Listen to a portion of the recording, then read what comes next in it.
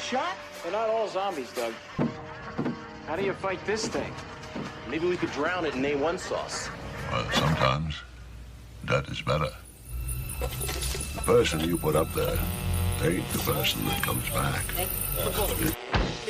It's a dance song to get down with. About 6 feet under.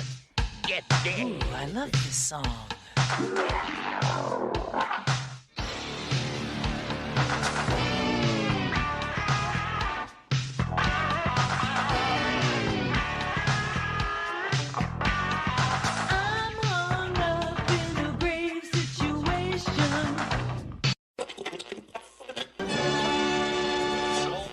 And now we come to the thrilling final episode of our radio drama. Hello and welcome to episode 110 of the Rotten Reviews podcast. And it's me, your host, Brian. Of course it's me, because it's a one-man show, so who else would you be expecting to be here right at this point in time? Nobody else, because it's me. If this is your first episode, I want to say thank you for clicking that play button. And if this is the episode that took for you to find the podcast, you're a unique person. I would just say that right now, because today's movie, we are watching Deliverance from 1972. Unless you're a really big Burt Reynolds fan, I can definitely understand you guys want to check this one off on your watch list. But then again, I'm saying this as if it's like a bad movie, and it's not a bad movie. There's just one scene in the middle of the movie that gets a little bit hard to watch. It's a little different, but it is what it is. So again, thank you for taking the time to actually check out the podcast. Check out all the other episodes. I believe for episode 1 was Maximum Overdrive, and episode 2 was Killer Clowns from Outer Space. This podcast started out being just a strict horror podcast.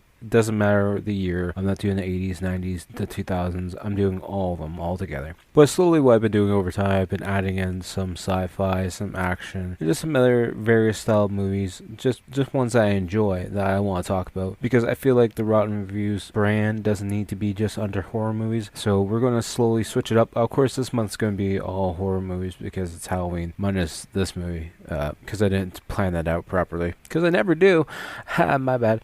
But all the movies for the rest of the month are going to be horror and Halloween related because, you know, it's October, so you have to. It's kind of like a thing you got to do. It's Halloween month, you know. It's all month since October 1st on, strictly Halloween horror movies. If you're watching anything else, you're silly. And you're not really silly, but it is what it is. But yeah, like I said, today's movie is The Deliverance from 1972. It's got a 7.7 out of 10 on IMDb, 89% on Rotten Tomatoes, and 80% on Metacritic. Original release date was July 30th, 1972. Director John Boorman. John Boorman was also a producer on The General from 1998 and Excalibur from 1981. Those are the two movies that popped out of my head when I was looking them up. So the quick plot rundown of the movie: 4 city-dwelling friends, John Voight, Burt Reynolds, Ned Beatty, and Ronnie Cox. That's their real names, if you didn't pick up on that, of course. Decided to get away from their jobs, wives, and kids for a week for canoeing on a rural Georgia river. When the men arrive, they are not welcomed by the backwoods locals, who stalk the vacationers and savagely attack them in the woods. They're not really being I don't feel like they're really being stalked. Like, they just run into that one group, but that's about it. Anyways, reeling from the ambush, the friends attempt to return home, but are surrounded by dangerous rapids and pursued by a madman. Soon, their canoe trip turns into a fight for survival. They're also not pursued by a madman. They're pursued by a toothless man, but, you know, it is what it is, I guess. Some fun trivia, or I want to say goose, I guess. Apparently, there's the one scene where they're out of the canoes and they're all falling down the rapids. They used a dummy at one point, but it didn't look convincing enough. It looked too fake. So Burt Reynolds decided to do it himself, and he broke his tailbone, which sounds very painful. Apparently, when he was recovering, he asked how it looked, and Boorman, the director, he said, like a dummy going over a waterfall. So I'm not sure if that's a good thing or a bad thing, but good job breaking your tailbone. Dedication to the movie, to the craft. Also, when Burt character Lewis breaks his leg and he's laying on the rock, apparently the flesh and bone that's sticking out of the leg, it changes in locations depending on the shot. That's, you know, it's understandable. It's 1972. We're not going to rip on it too much. And now, preview time.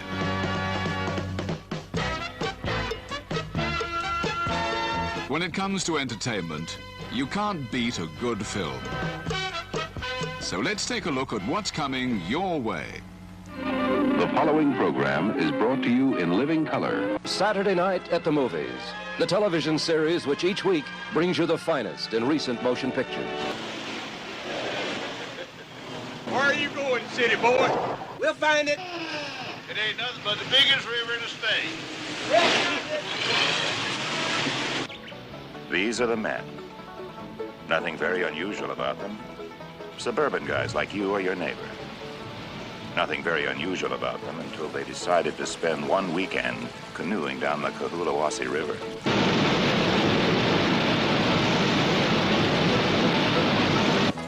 Ed Gentry, he runs an art service. Wife Martha has a boy, Dean. Louis Medlock has real estate interests, talks about resettling in New Zealand or Uruguay. Drew Ballinger, he's sales supervisor for a soft drink company. Bobby Tripp, bachelor, insurance and mutual funds. Where you going? All right, I'm looking. These are the men who decided not to play golf that weekend. Instead, they sought the river. Would you like to check it out?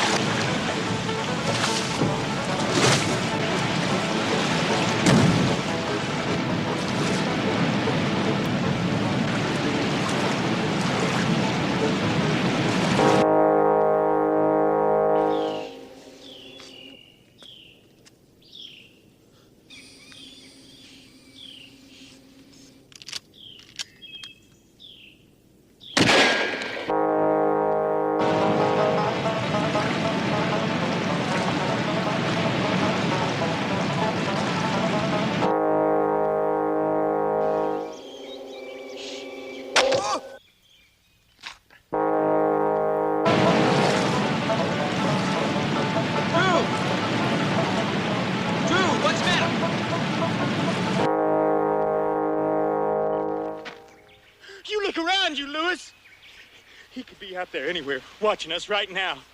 We ain't gonna be so midnight hard to follow, dragging a corpse. Louis, I'm gonna pull off to the side. There's something wrong. No, go on!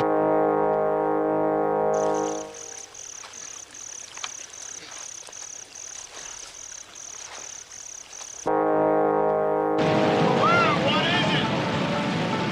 Oh, stop it! Go ahead, I'm gonna pull in.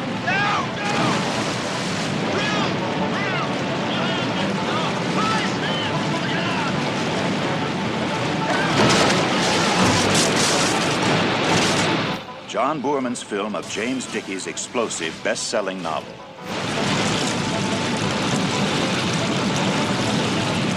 Yeah, the movie starts out with some laughing, and we hear Burt Reynolds talking to Bobby, the character, or I should say Louis, talking to Bobby about how they are destroying the river, and then we see a bunch of construction crews, and they're making a dam, so they're destroying the river by, cutting everything out and making this dam to, make more power for everyone around the area. And it's killing the small towns, of course, too, around it. And then we hear some large sounds, and we see this large explosion coming up, because apparently they're destroying more of the area to build more of the dam. Then we cut to two cars driving down this back road between the mountains. It's a really nice shot. You see them, it's a nice grassy area, and you see the mountains in the background. It's just really well done for the age and the time period. Then Louis starts talking about how deep in the woods they will be going, and how there's some people living back there that have never even seen a big town or have never been to the city. Then we find out Reynolds' character's name is Louis, and the four of them stop at this what looks to be like an old abandoned house, but I was wrong. It's actually a gas station. I didn't see the gas pumps at all when they pulled up. But yeah, the honk horn one comes out, and then at one point this old man comes behind the house and out to the foreground, and he's like, "You guys with the power company? Do you want to talk about that dam coming in?" It's like, "No, we just want some gas, and we're also here to find two people to drive our cars to this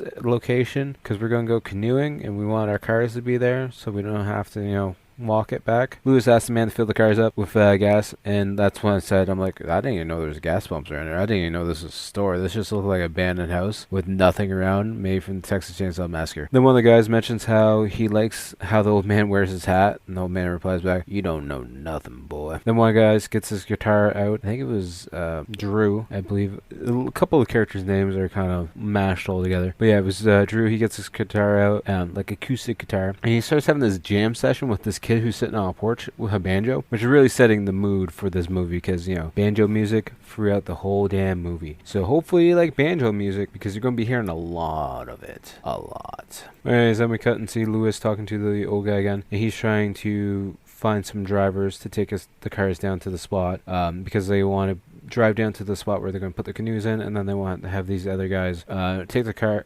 cars to the the end of the river where they're going to get out. Which I wouldn't be trusting no hillbillies to take my car or vehicle at all. That doesn't sound safe at all. I know you're paying the money, but I wouldn't trust them. Would you trust them? Probably not. Let's be honest here. Then the jam session starts to pick up more, and the old man starts dancing after he's done pumping gas. He's doing his old little hillbilly gymboree stick dance. They get them playing the jam session, and then Drew goes to shake the kid's hand, and he won't even make eye contact. The whole time they're jamming, they're both making eye contact as they're playing the guitar and the banjo. But as soon as he sticks his hand out, the kid just looks the other way. It's like, no, I don't see you there at all. I'm not shaking your hand. Then we find out Lewis doesn't have insurance. It never plans on it. You rebel, Burt Reynolds. You should have insurance on your car just in case you crash it, because you're a crazy driver. Lewis goes to talk to a guy who's hammering away, and he hammers his thumb, and then he gets all pissed off, pushes past Lewis, and goes outside and just kicks a random car that's outside. And he's like,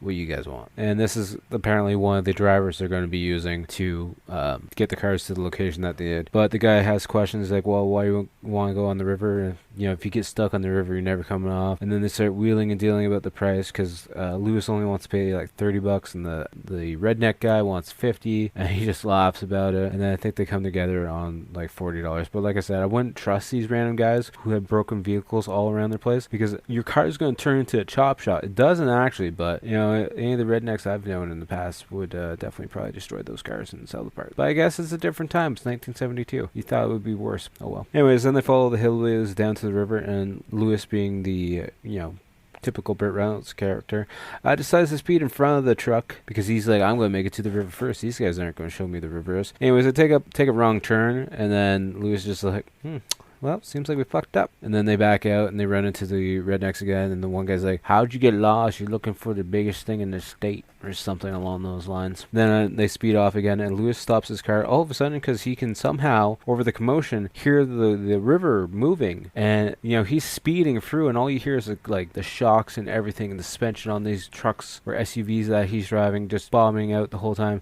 It sounds like it's getting destroyed, but he can hear that water moving and the birds chirping, and he automatically stops that vehicle right then and there. They stop, and they'll get out and look through the trees at the river, and I think it's Ed that's with him. He's like, so are there any snakes around? Yeah, probably. You're out in the fucking middle of nowhere where the habitat is natural. There's probably snakes and other various animals that are going to eat you alive, but that's besides the point. Maybe even Bigfoot, but, you know, who knows? They get their canoes in the water and start loading the stuff up, and then we see the country folk are washing them from the tree line, you know, as they're getting everything together. Then they start talking over each other as they start going down the river. Then one of the guys is like, I think it was, what was his name? Burt Reynolds' character just keeps calling him Chubby. Bobby. Bobby is his actual name, so at least it ends in a Y, either one. He's like, are we in the fast water? He's like, no, you literally just got into the shallow, calm part. How would you be in the fast water already? Then again, you're a city person, so, you know, then again, I don't swim, and I know it's not fast water, it's calm. But anyways, we see them going down the river, and then it makes me wonder how hard this was to shoot in 1972, because this is all practical stuff done with that, like the camera being up in the sky and everything. So I'm sure there was like a crane, because there wasn't drones or anything like that back then. And just watching everything going down, I'm wondering how many shots it had to take to do it properly and everything else. It's interesting. It's definitely very interesting to watch. And then they start going under the bridge, where the banjo kid is on top of the bridge with his banjo just swinging back and forth, and Ed tries to get him to play a tune because he's got his oar. He's trying to pretend it's a guitar, but banjo boy just stares at them as they go down the river. Yeah, he has nothing to say. Just nothing. He just stares like a zombie. They come to some rapids, and Lewis stands up and looks at it and says, wow, this should be fun. He gives Bobby a heads up, because Lewis and Bobby are sharing a canoe at this point in time. He's like, if you go hit any rocks, just don't use your head. That's a good tip, though. That's a really good tip. You definitely don't want to hit your head when you're going to hit some rocks, I guess. They come out of the rapids with no issues, though. You know, they got spun around a couple times, but there was no actual accidents or anything crazy. Then after they get out of the rapids, Lewis lights his cigar and goes on about how he felt like one of the original explorers exploring the land. You know, back in the old days, they would go down the rapids in their canoes, you know, exploring for new places to settle. And then he goes on about how machines and everything else, is the system itself is all going to fail. He's going to be one of the ones to survive, because he's city, but he's not at the same time. He's like a survival guy. He's waiting for the downfall of all electronic products, by the sounds of it. Which is a really crazy concept to think about. If there was a person from 1972 who's waiting for the electronics and everything else to fail, seeing the day and age that we're in, and I'm recording a podcast with a headset and a laptop, and that's all I got. It's a fancy thing to think about. I guess fancy is not the right word, but whatever. Anyways, then we cut to Lewis, who's fishing with his bow. Yeah, he's fishing with his bow. And he catches one fish with it, and it's like, you got 4 people to feed, and you got one fish. That's not going to feed you guys, but you know, whatever, it is what it is. Then we see it's nighttime. They got their camp all set up on the shore, and as they're around the camp, Lewis hears something off in the distance, so he goes off into the darkness on his own to figure out what the noise was. And the other 3 guys are kind of like wandering to the direction he was, wondering where he went. And then he comes around behind them and scares the shit out of them. And he's like, what'd you find? Nothing. Didn't find anything at all. Which that kind of builds up the whole suspense that maybe they are being followed, but really maybe it's just, you know, fucking animal moving through the woods. But what do I know? So the next day we see Ed getting up early. He goes to wake up Lewis, but Lewis doesn't wake up. So he takes the boat to try and go get breakfast for the guys, because he's a nice guy. Come to find out, though, he comes up right beside a deer who's pretty oblivious to him moving through the forest. And he goes to take a shot, but he starts shaking a lot, and then he misses the shot and hits the tree. And he gets the arrow out of the tree and falls down the hill a little bit. And you can definitely tell he doesn't have the nerves to kill an animal or really anything else. And then it's Ed and Robert, or not, they call him Robert once, but in the credits he's Bobby, or as Burt Rounds likes to say, is Chubby. Anyways, Ed and Bobby take off on the river first, because now they're switching up canoes, because Bobby actually doesn't want to be with Lewis because he's tired of being yelled at. He's like, he was yelling at me all day yesterday. It was upsetting me. And he's like, I want to get off this goddamn river. My mosquito bites have bites, and I don't want to go home. Seeing that Ed and Bobby are a little bit farther up, they stop on the shore to wash up a little bit. Well, Ed wants to wash up his face a little bit, and he's looking up in the tree, and he actually sees people moving through the tree line. So he gets Bobby's attention, and they go up to talk to the guys, and it's 2 hillbilly guys. But they're not very happy that they're in their area. They're not very happy at all, because they don't want Bobby and Ed to leave it all, so they tell them to get farther up into the tree line so no one can see them. And then they're also saying, you know, how they took the wrong turn on the river because this isn't going where they want to go. You know, they got to turn back, head back, because they're not going in the right direction at all. And then I think it was Bobby's like, you know, if you guys got a still or moonshine or anything like that, we won't tell anyone that it's out here. It's fine if you guys got that. And that kind of like offends the hillbilly guys. Like, what, you think we got moonshine out here? What? Just because I'm country, we got moonshine? Also, the other guy that's with the country guy has a shotgun in hand, I think, or a rifle of some sort. So yeah, they're not really being the happiest of people. That's when they force Ed and Bobby farther up into the woods. The one guy puts Ed up against a tree and then takes his belt off and wraps it around his neck in the tree to keep him tied to the tree. And at this point, the other guy has the gun facing Bobby. And this is where the movie gets a little weird, or a lot weird, and a little bit hard to watch, because they make Bobby strip down to his underwear, his tighty whities, and then at one point the leader hillbilly guy gets behind him and starts pulling his nose, call him Miss Piggy and tell him to squeal. And you know, stuff happens that I don't want to really discuss. Sexual assault stuff, backdoor entry, you know, you get the gist. And there's lots of squealing like a pig. It's very awkward. And the guy holding the gun's laughing the whole fucking time too, which is really fucking weird. He's watching as his sibling, cousin, lover, who knows, is getting it on with this other guy. Then Ed tries to, you know, get the belt off the tree and get out, but at that point he notices Lewis's canoe passing by on the river, and then they untie Ed and he drops on the ground. And then the guy with the gun's like, "Oh, you got a really pretty mouth," and it's like, oh god, this is going to get really bad. But then we see Lewis is behind them with the bow pulled out, cocked and ready to go. And he actually shoots the one guy right through the back and drops him, the guy that just had the piggy stuff going on. And the guy with the gun just, runs off. And then I think Drew comes in with his oar and starts chasing him. He's going to beat the shit out of him with his paddle. But yeah, the hillbilly guy that got the arrow right through the back and out the chest, he stumbles onto a tree branch and dies. Then we see Bobby stumble into the scene with his pants in hand, looking very shocked and startled because the guy who just, did stuff with him is now dead up against a tree branch, which rightfully so, he deserves to be dead because, he just does. Lewis asks if anyone knows anything about the law. Then Drew speaks up, saying he was in trial once. I think it was a murder trial. And then they go on about the law some more and that they don't want, or Lewis doesn't want to take it to the court here because he thinks everyone's going to be related to everyone. So then if your jury or your jury box is full of family members, then therefore they're going to get the book thrown at them because it's not going to be a fair trial for them at all, because they're just going to think these country or city folk came in and killed one of their kind. I almost said two of their kind. The other guy's not dead yet. Soon enough. But not yet. Drew starts freaking out because Lewis killed someone, and Drew thinks Lewis is just playing a game, and with the fact that he just got away with killing someone, and it's not right. But he was attacking his friend, so it kind of was self-defense in a way. He wasn't getting attacked, but he was trying to stick up for his friends. Lewis says they will get rid of the body anywhere or maybe everywhere, assuming that they may chop the body up, but they don't actually do that. That would have been interesting if they did chop the body up a little bit. Get that little gruesome fact going there. Lewis brings up the idea that they need to vote and all come together to decide what they're going to do with the body. Either they're going to take it to the law and admit that they killed the guy, or they're going to hide the guy somewhere in the woods. And shocking, they win the vote of hiding the body because it was only Drew that wants to take it to the court and have everything figured out that way. Then we cut to see the four of them carrying the hillbilly guy deeper into the woods, where they start burying him. They're digging a grave with just their bare hands, and then they're burying him, and then they put like a tree bark and some rocks on top of him to try and hide it.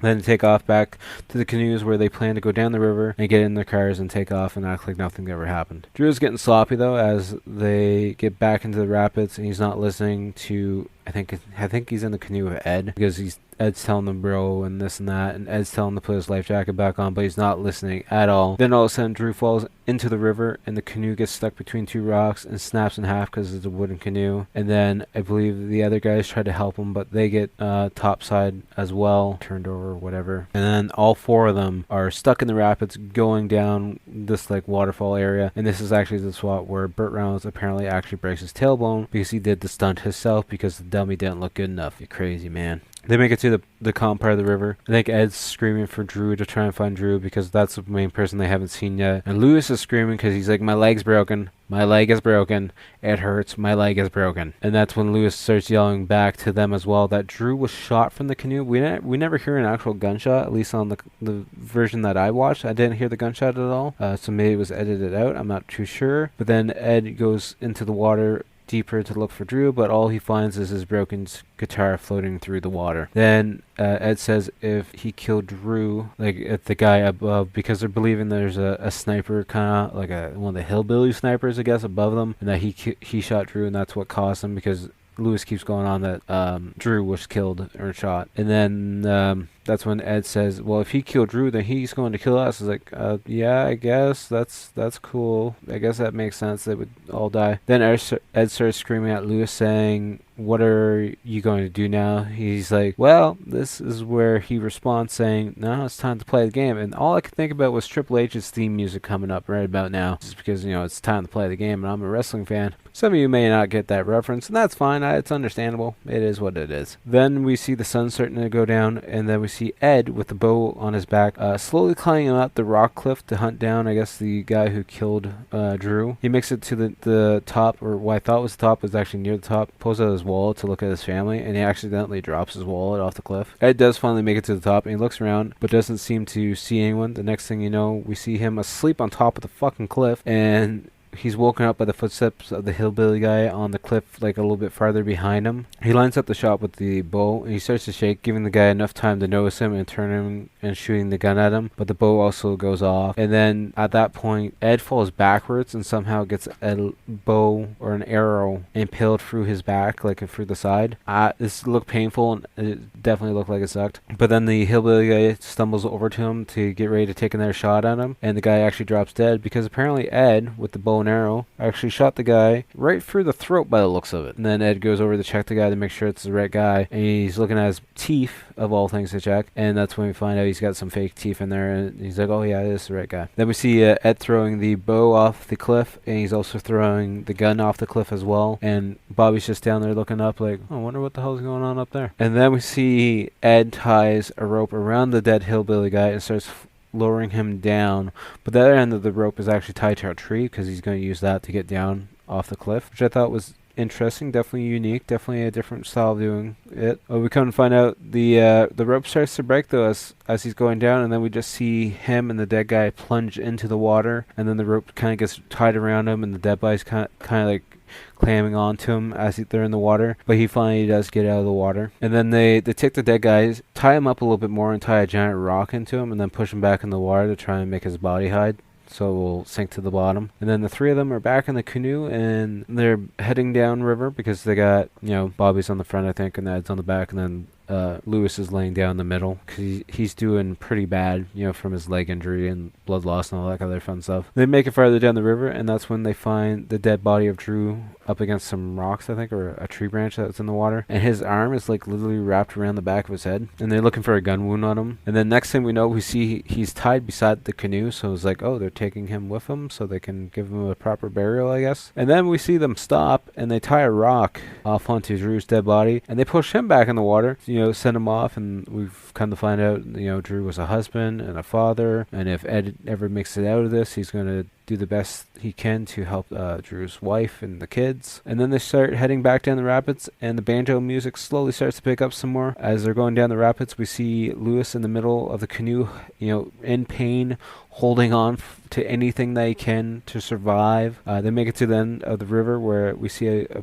bunch of junk cars on the shoreline, and Ed tells Robert that they need to get their story together for the hospital and for the cops and everything else. We see them in the canoe going through some calm water, and they come to like this construction crew that's on the side where they're building up the dam, and then they make it to what I believe is a road that's now underneath the water. It almost looks like a boat launch.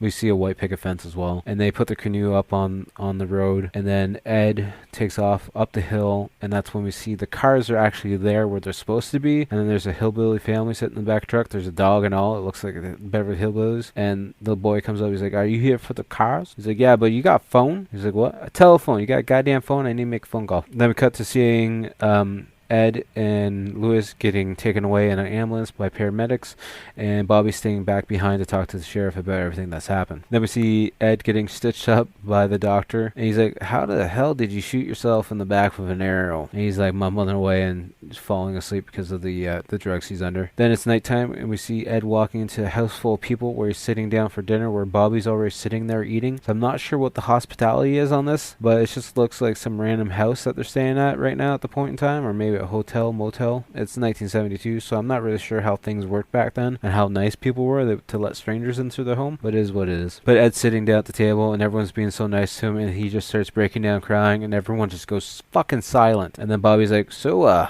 corn's really good. I like that corn. How'd you cook that corn? That corn's good. That gets everyone talking again. They're talking about their cooking recipes and whatnot, and next thing you know, we see the next day, and we see Ed overhearing someone talking. He goes out on the balcony because he's sleeping up on the second floor of this house, and it's actually Bobby talking to the sheriff. And then he looks over the balcony, and we see part of that wooden canoe is on top of the sheriff's car. And then when he goes back into his room, Bobby's waiting for him. He's like, we got some trouble. And then Ed starts questioning him, and that gets him heated up because Bobby feels like Ed's not trusting him, and he's like, I didn't say anything. They're just not believing me at all. I'm sticking to the story. I'm not ratting anyone out, but they're just not believing me at all. Then we see them all down at the shoreline, and Bobby's being questioned by some redneck guy. And he's like, that's not what you said yesterday. He's like, yes, it is. I'm not changing my story. It's still the same story as before. But the redneck guy doesn't want to believe him all. And then we find out it's actually the brother of one of the guys that got murdered earlier on in the movie, and they're just searching the bottom of the river to see what they can find because of the canoe and everything else. Then we see Bobby and Ed in a taxi cab being taken to the hospital so they can check in on Lewis, and apparently he hasn't woken up at all because there's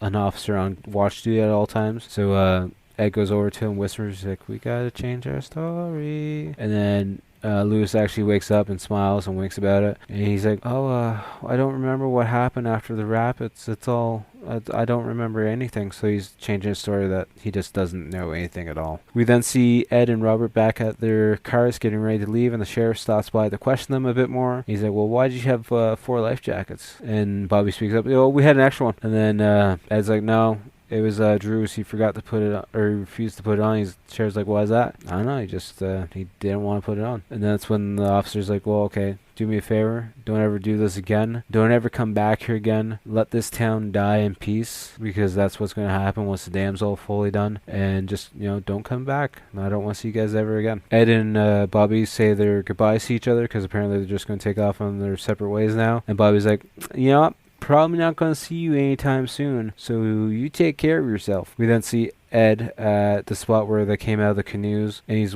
just looking out on the water, and then he looks through the trees a little bit, and we can see a bunch of the workers are digging out the graveyard and taking the caskets away, which is good, because I'm glad they didn't just leave them there so no one can ever see them again. They're relocating the graveyard, so that's at least a uplifting point of view, I guess. And then we cut to Ed at home with his family, and then he's playing with his son, I believe it is. And then next thing we know, we see a shot of the water with some bubbles coming up and a hand coming up, and it's just him having a nightmare, and his wife comforts him and tries to get him back to sleep. And then they lay back down in bed, the credits roll, and the banjo music starts to play again, and that ends the movie. This is actually a really good movie. Like I said, that middle scene there with the piggy stuff, it gets a little hard to watch. I'm glad it's not more graphic than it is, but everything, you can tell what everything is intended to be. So yeah, it gets a little rough, but it's a definitely enjoyable movie. And I'm a Burt Reynolds fan, I'm not gonna lie, and it's got a really good cast, to be honest with you. I definitely enjoyed it, and I liked it a lot. And on the Rotten scale of 10, it's definitely a 7.5 for me out of 10. I enjoyed it a lot, and I definitely highly recommend you guys check it out. Which brings us to our movie we're going to watch next week. We're getting right into the Halloween phase, which, if I would have planned it out better, this movie should have been a Halloween movie too, but it is what it is. Like I said at the beginning, we're going to do in more movies that aren't horror related and Halloween related, but seeing it's October now, we should probably have a lot of Halloween movies on the docket. So for the next movie we're going to watch is from 1988. We're going to watch Elvira, Mistress of the Dark. I think I've seen this movie once, and I'm not even sure if I've seen it all the way to the end. It's been a long time. I would have watched it as a kid with my parents, probably around the same time, Halloween at some point in time, because we used to always watch Halloween movies. As soon as October started, it'd be a Halloween, 1 or 2 Halloween movies every single night. They sat me down to watch like Maximum Overdrive and Night of the Living Dead 1968 when I was like 5 years old on a rainy sunny day, or Sunday, sunny. I didn't say rainy sunny day, it was a rainy Sunday. Yeah, you get it, the concept, whatever. It's my first movies I watched as a kid. It's something I've always enjoyed. But yeah, October and Halloween, always been a big thing for me. I love Halloween, I love horror movies. As you guys can know, because this started out as a horror podcast. So if you guys can do me a favor, if you guys could leave a like or leave a star rating, if you're listening on Spotify, leave a review on Apple Podcasts, or if there's another podcast platform that leaves ratings or whatnot, reviews and all that kind of fun stuff, if you guys could do that, I would highly appreciate it. And if you guys could just share the podcast, that all helps me out a lot, and I appreciate everything. If you guys want to suggest any movies, at Rotten Reviews Podcast, I'll have the Gmail and everything linked up down below. And yeah, I appreciate all the support. Make sure to subscribe and follow, and I'll talk to you guys all in the next video. And as always, make sure to check out the outro band, which is Blood Opera, Toronto-based horror band. Pretty cool guys, and I definitely suggest checking them out, because they're good music for the time, seeing we're October, it's Halloween month. Also, another thing I want to plug before I do leave, make sure to check out my YouTube page. I've been posting artwork a lot on there. We're going to try and make that a bigger thing. I've been just doing the YouTube shorts, so it's just art videos and whatnot, but we're going to be doing the podcast clips and whatnot as well, and maybe some other retro related stuff. I'm not too sure, but we're also going to be having the gaming let's plays and whatnot coming back up. I'm just building up a catalog of videos, that way it's not all last minute stuff to edit and whatnot all at once. But yeah, until next time, I'll talk to you guys all later. Peace. What's your pleasure, Mr. Cotton? The box.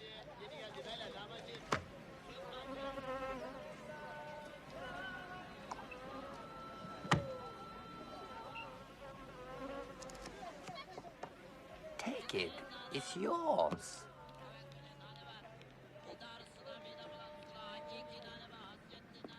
It always was.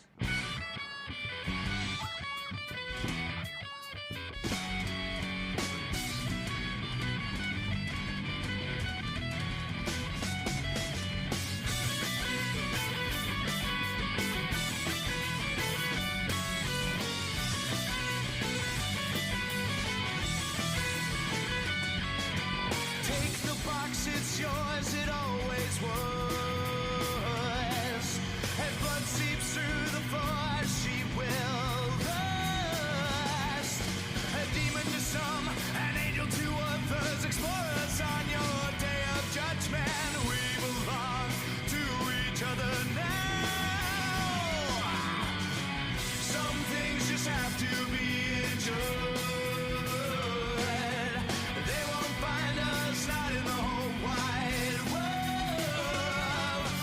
One more body and I'll be whole, feasting on the blood of souls. Don't you recognize me, beautiful?